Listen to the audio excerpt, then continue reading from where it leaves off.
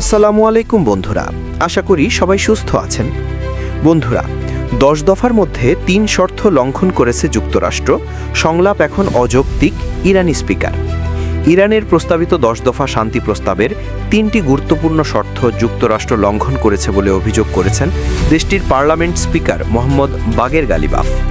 বুধবার 8 অক্টোবর এক বিবৃতিতে তিনি জানান, আলোচনার মূল ভিত্তিগুলোই যেখানে লঙ্ঘিত হয়েছে সেখানে যুক্তরাষ্ট্রের সঙ্গে বর্তমান পরিস্থিতিতে দ্বিপাক্ষিক যুদ্ধবিরতি বা আলোচনা বজায় রাখা অযৌক্তিক।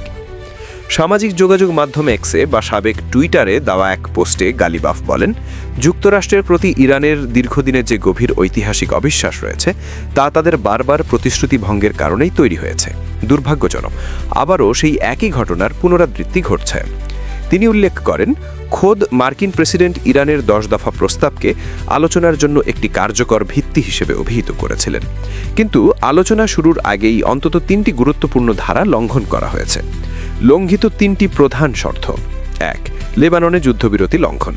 গালিবাফ অভিযোগ করেন, শান্তি প্রস্তাবের অন্যতম শর্ত ছিল লেবানন সহ সব অঞ্চলে অবিলম্বে যুদ্ধবিরতি কার্যকর করা, কিন্তু যুক্তরাষ্ট্র এ প্রতিশ্রুতি রক্ষা করেনি।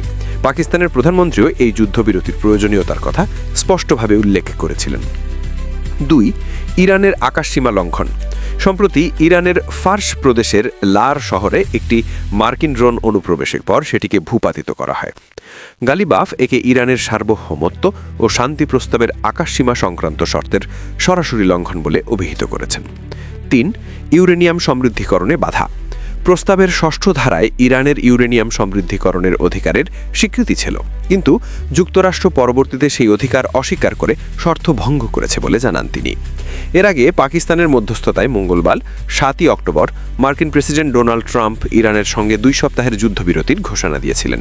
তেহরানের বেঁধে দেওয়া সময়সীমা শেষ হওয়ার মাত্র 2 ঘণ্টা আগে ট্রাম্প ইরানের প্রস্তাবকে কার্যকর বলে মন্তব্য করেছিলেন।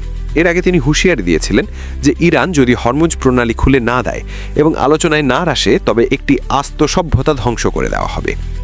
ইরানের পার্লামেন্ট স্পিকারের এই কঠোর অবস্থানের পর চলমান শান্তি প্রক্রিয়ার এবং 2 সপ্তাহের যুদ্ধবিরতির ভবিষ্যৎ নিয়ে আবারও চরম অনিশ্চয়তা তৈরি হলো।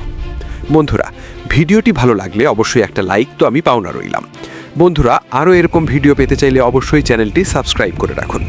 বন্ধুরা, আজকের মতো বিদায়। আল্লাহ হাফেজ।